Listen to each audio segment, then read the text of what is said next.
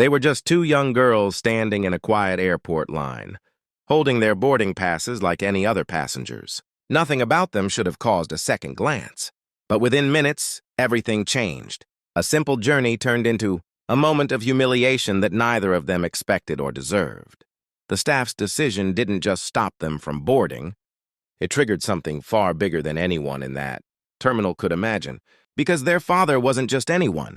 And when one phone call was finally made, the entire system was about to feel the consequences. But what really happened inside that airport? And who were these girls? Before that airport moment, their life looked carefully built on normal routines that never seemed to break. The twin sisters had grown up moving through life in perfect sync, sharing everything from school, mornings to quiet conversations at night when the world slowed down. They weren't used to being apart, and they didn't like when anything disturbed that balance. Their lives were simple, predictable, and safe in ways they never had to question. Their father, to them, was just a calm, steady presence at home. But outside that home, he was a man whose decisions carried weight far beyond their understanding. Still, to the girls, he was simply Dad. This trip was supposed to be no different from any other travel day. A normal airport, a normal flight, a normal visit waiting at the other end. Nothing warned them that this moment would become something unforgettable. But airports have a strange way of changing energy without warning. Small pauses feel longer, glances feel heavier, and sometimes the atmosphere shifts before anyone even understands why. The first sign that something was wrong was so small it almost didn't feel real. At the check-in gate, their documents were taken, checked, and then checked again in a way that didn't match the pace of everyone else. Minutes began to stretch. People around them moved forward while they were quietly held back. No explanation came at first, only instructions to step aside. They waited, confused but patient, believing it was just routine. But then the tone changed. Staff began speaking in low voices, exchanging looks that didn't belong in a normal boarding process. Other passengers continued moving, while they remained stuck in place as if the system had stopped just for them.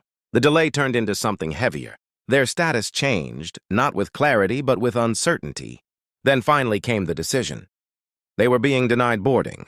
No clear reason that made sense. No explanation that matched their situation. Just a firm conclusion that left no space to argue. And in that moment, confusion turned into something deeper.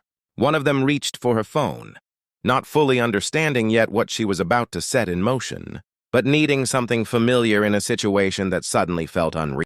The call connected and everything inside that airport shifted. What had been a quiet refusal turned into tension that spread through staff like electricity. Conversations stopped mid-sentence. Movements became faster, more uncertain. Senior personnel arrived. Instructions changed constantly. What had been a simple gate issue was no longer simple at all. Passengers began to notice. Something was wrong, but no one fully understood what. Then everything paused. Flights in that section were suddenly delayed. Boarding processes stopped.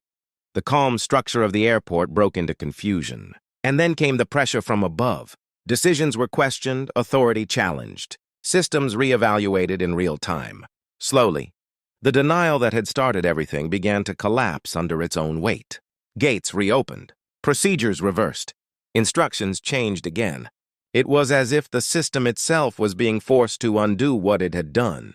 But even as things corrected themselves, the emotional impact remained untouched. Because what had already happened could not be erased. The climax came when the system finally gave way completely. The rejection that had once felt final was no longer supported. Internal decisions shifted rapidly, under pressure that spread far beyond the terminal. What had started as two girls being denied, boarding had escalated into a chain reaction, affecting multiple flights and operations. Staff who were once certain now hesitated. Authority lines blurred, and in the middle of it all, the twins stood quietly, watching a system that had once shut them out now struggling to correct itself. But even as access was restored, something deeper had already changed. The silence they experienced, earlier still echoed louder than the correction happening around them. Because injustice, once felt, doesn't disappear just because the outcome changes. By the time everything settled inside the airport, the damage was no longer about a flight or a boarding pass. The twins eventually made it through, but nothing about that moment left them unchanged. The world outside looked normal again, but for them, something had shifted permanently. It wasn't just about being denied. It was about how quickly dignity could be questioned, and how easily fairness could be delayed without clear reason. The incident didn't stay inside the airport.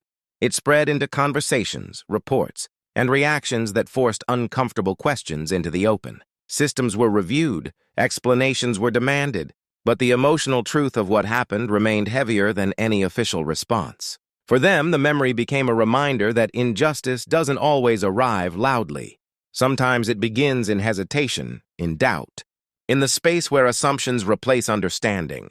And even when things are corrected, the feeling of being treated differently does not simply fade away.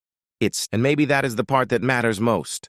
Not just what happened to them that day, but what it reveals about the world we move through without always noticing it. Because if fairness can disappear so quietly in one place, how many other moments like this go unseen every day? And when we do notice them, what do we choose to do?